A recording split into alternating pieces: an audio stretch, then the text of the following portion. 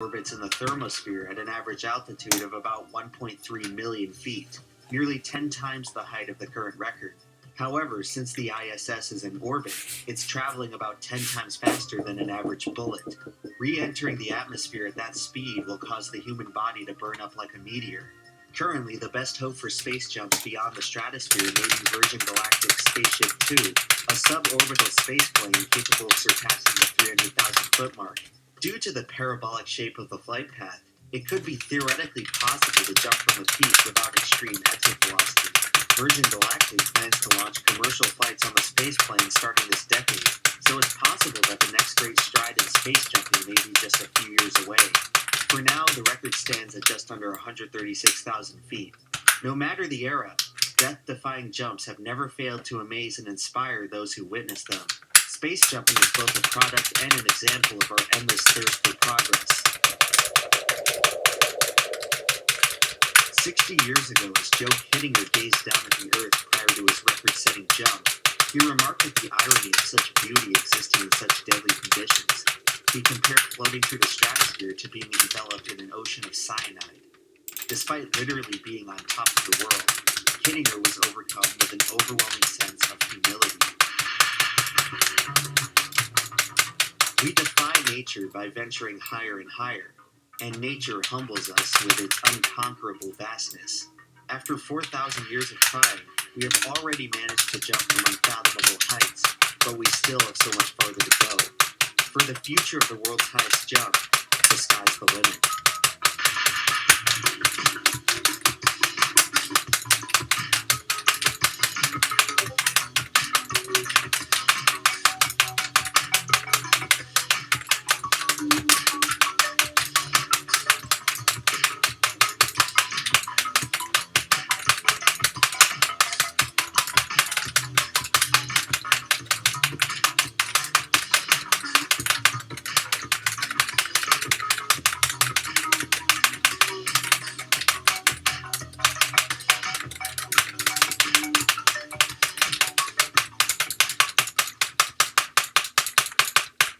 Earlier this summer, I picked up NASCAR Thunder 2004 from a local flea market for $7. This game is regarded by NASCAR fans as the best NASCAR console release of all time, a game that has not been topped more than 17 years after its release. When I played it, I was astounded at the amount of content and gameplay variety available in a 2003 game. Naturally, as we evaluate older media, you have to excuse a certain level of crappiness due to the technical limitations of the era. For example, a movie from 1982 is going to have significantly worse special effects than a movie in the present day, so it's not really fair to judge older works along modern standards. But just as we can forgive old media for their limitations, should we punish new media for a lack of progression? Imagine taking a time machine back to 2003 and telling NASCAR fans, this game right here, this is as good as it's going to get. It's all downhill from here. They would have thought that an asteroid must have wiped out the human civilization in 2004, because how could it be possible that despite the exponential growth in processing power, and with the video game industry earning record revenue, not a single company has managed to make a better game nearly 2 decades into the future? I feel like NASCAR Thunder represents a disturbing trend in video games as a whole. In general, the last decade of games has been profoundly disappointing. I want to clarify here that this is not my individual opinion, rather the general consensus that I've perceived from the gaming community at large. I feel like everyone entered the 2010s with such optimism. So many of us were eagerly anticipating how the next-gen technology was going to completely transform the way we experienced our favorite games. Half-Life, Fallout, Halo, Call of Duty, Mass Effect, World of Warcraft, Madden. These franchises brought us some of the greatest games of the 2000s. Little did we know just how hard all of these beloved series would fall off a cliff. I polled my audience on Twitter what they would prefer if they could only play games from one of these decades, and remarkably, 45% of respondents chose the 2000s. This means that nearly half of all people would be willing to give up the entire 8th generation of consoles and a significant portion of the 7th gen. They would be willing to give up better graphics, better performance, most online multiplayer games, most of the games on Steam, most games on the App Store or Google Play, the most popular indie games, seamless DLC and patches, cloud storage, fully integrated competitive lobbying, VR, Xbox Connect, Raid Shadow Legends, they would be willing to give up all of this to go play Wii Sports and Club Penguin. Despite all of our next-gen technology, many people feel that the games today simply aren't as good. So with that being said, what happened to video games? The first and most obvious reason for this is the deterioration of game design. 15 years ago, you'd go to the store, purchase the game, and own the finished product. Then, somewhere along the way, companies figured out how to make players purchase the same game multiple times. Nowadays, game studios have become all too comfortable rushing out broken, unfinished products and just patching in the rest of the content in the years after release. Couple that with charging for DLC, microtransactions, and pay-to-win mechanics, and consumers end up spending more for less.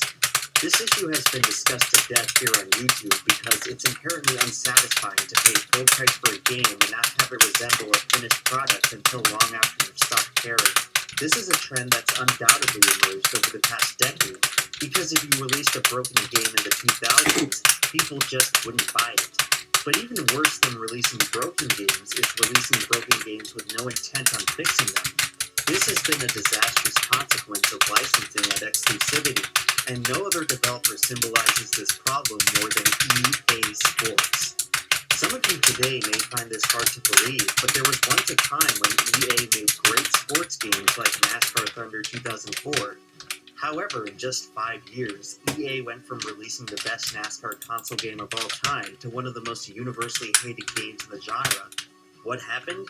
Well, starting in 2003, EA bought out the exclusive rights to the NASCAR license.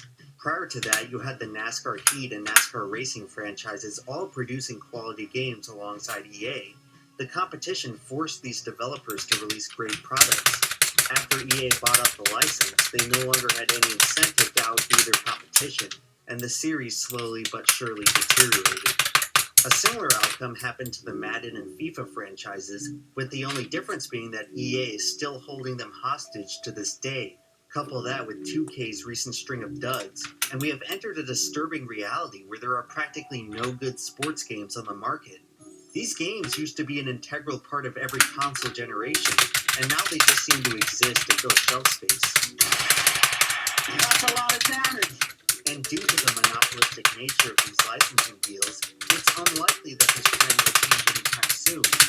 Players will just keep buying the same mediocre game every year because if you want the newest game from your favorite sport, there are literally no other options. Even without exclusive licenses, the overall selection of games over the past decade has felt rather limited. It's a phenomenon I call the death of the simple game. When I was a kid, I spent dozens of hours playing games like ATV2, Midnight Club 3, Burnout 3. These were all what I consider simple, good games. Solid, fun titles that didn't necessarily set the world on fire with innovation, but were still nice to have in your library. These were games that you could pick up and play for a couple of weeks and eventually revisit once a year or so. Unfortunately, pretty much all of these franchises died with the decade, and the 2010s were left with what felt like a huge void in good, middle-tier games. It seems like most games these days are created to fit one of two extremes. Either a crappy phone game you can play on the toilet, or a grandiose open-world multiplayer battle royale with a 40-hour cinematic story and epic cutscenes. I believe the shift towards the latter can be attributed to by far the most successful game of the 2010s, Minecraft. The meteoric rise of Minecraft led to a cataclysmic shift in what players expected out of a video game. The amount of unique gameplay possibilities was virtually unlimited, and it was not uncommon for players to dedicate hundreds, if not thousands of hours to this single game. The same is true for Minecraft's less respected but equally popular cousin, Roblox. Previously, games like RuneScape and World of Warcraft would draw similar levels of dedication, but they didn't come close to the immense mainstream popularity that Minecraft and Roblox continue to hold to this day. All of the time spent on these two games is time that would have been shared among dozens of those smaller, simple games from the 2000s. Unfortunately, this has made it difficult for studios to justify creating simple games, because why would someone pay for a new game when they can just stick to the unlimited gameplay variety in a game they already own? This all but forces modern publishers to release lazy free-to-play games riddled with microtransactions, or haphazardly shove in as many bells and whistles as possible to create what is more often than not a disappointing and incoherent mess. It's so dense, every single image has so many things going on. Another far-reaching consequence of Minecraft and Roblox is that they have forced every other game to prioritize online multiplayer, which has, in turn, killed off local multiplayer. Some of the most fun I had as a kid was playing Nintendo DS games on the bus before school.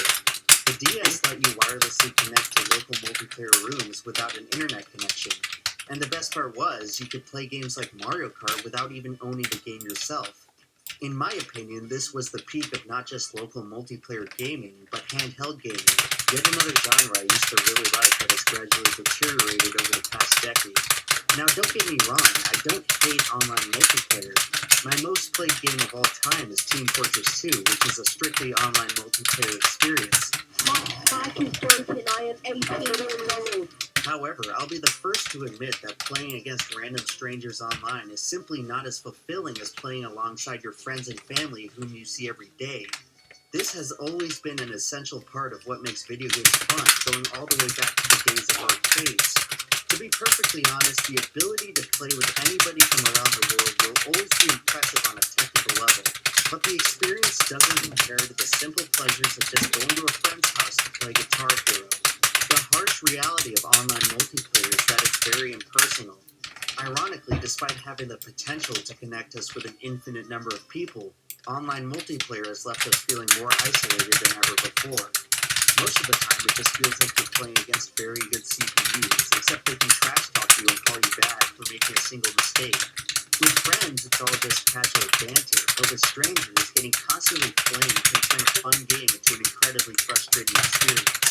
Because of this, it's not surprising why online multiplayer games tend to carry the most toxic communities. And as more studios shift away from local multiplayer in favor of online play, it's no wonder why games are starting to feel less fun in general. Speaking of which, the past decade has led to a significant portion of people who no longer engage with games for fun. In many aspects, video games have become serious business, both literally and figuratively. In the literal sense, the business of video games is seriously booming. Recently, the gaming industry has become really good at making money, and the money-making process has made things less fun for consumers and really not fun for developers. The ever-increasing thirst for profit has corporatized the business at large. Gone are the days of scrappy, passionate developers working to make their games the best that they can be. Modern-day devs toil feverishly to meet impossible deadlines and end up creating products that both they and their audience hate. Back in the day, this practice would manifest itself in the form of tacky licensed shovelware, but some of these games ended up being pretty good. At least shovelware was far easier to avoid than the predatory business models currently infesting games today. Modern-day games are designed to be more addictive than fun, and will not hesitate to take more of the player's money at every opportunity. For today's game companies, the only high score they care about is their profit margin.